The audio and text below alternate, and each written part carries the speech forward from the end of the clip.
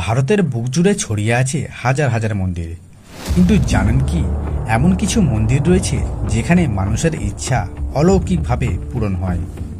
কোনোটা শয়তানের ছায়ায় গড়া, কোনোটা আবার দেবতার আশীর্বাদে এমন এক জায়গা যেখানে যাওয়া মানেই আপনার জীবনের মোড় ঘুরে যাওয়া।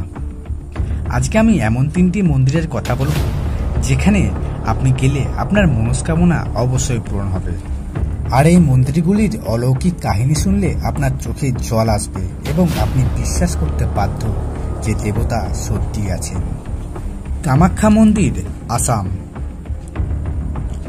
আসামের পাহাড়ে অবস্থিত কামাখ্যা মন্দির শুধু তন্ত্র সাধনার জন্য নয়, মনস্কামনা পূরণে এটি অন্যতম। এই মন্দিরে পূজিত হন মা কামাখ্যা, শক্তির এক ভয়ঙ্কর রূপ। বিশ্বাস করা হয় এখানে মা পার্বতীর গর্ভদেশ পতিত হয়েছিল, তাই এটি একটি বিশেষ শক্তিপীঠ। কিন্তু আবার অবাক করা ব্যাপারটা শুনুন, প্রতি বছর জুন মাসে এই মন্দিরের গর্ভগৃহে 3 দিন ধরে রক্ত প্রবাহিত হয়। মন্দির বন্ধ থাকে কারণ তখন অম্বুবাচী পালিত হয়, যেটাকে মা কামাখ্যার ঋতুস্রাব বলে মনে করা হয়। এই সময় অনেকে বলেন মা নিচে উপস্থিত থাকেন মন্দিরে। এই সময় চুপি চুপি মন্ত্র পাঠ করে অনেকে যা চায় তাই পায়। কুমারী মেয়ের বিয়ে, চাকরি, সন্তান না হওয়া, সব সমস্যার সমাধান এখানে হয়। এই কামাখ্যার আশ্চর্য মাটি রক্তাক্ত কাপড়ের সঙ্গে মিশে এক শক্তিশালী তাবিজের রূপ নেয়। বিশ্বাস করুন বা না করুন, এই তাবিজ বহু মানুষকে অলৌকিকভাবে সমস্যামুক্ত করেছে। পয়েন্ট নাম্বার 2, মনসা দেবী মন্দির, হিমাচল প্রদেশ। হিমাচলের মনসা দেবী মন্দির নামটা শুনে ভাবছেন মা মনসা? না, এটা অন্যরকম। এই মন্দিরে এক অদ্ভুত নিয়ম আছে যে কেউ এখানে এসে নির্জনে নিজের ইচ্ছা বলে যায়। মাটির নিচে পুঁতে রেখে একটা কাগজে লেখা সেই মনস্কামনা। লোকজন বিশ্বাস করে দেবী সেই পুঁথিতে লেখা কথা পড়ে ফেলেন এবং 41 দিনের মধ্যে সেটা পূরণ হয়। সব থেকে ভয়ঙ্কর তথ্য কি জানেন?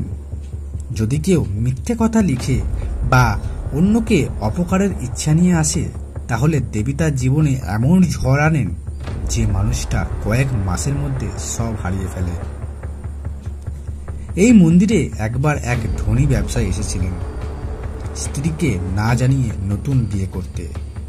তিনি লিখেছিলেন নতুন স্ত্রীর জন্য আশীর্বাদ চাই। 21 দিনের মাথায় তার অ্যাক্সিডেন্ট হয় এবং মুখ পুড়ে যায়। তখন সে বুঝতে পারে দেবীকে ঠকানো যায় না।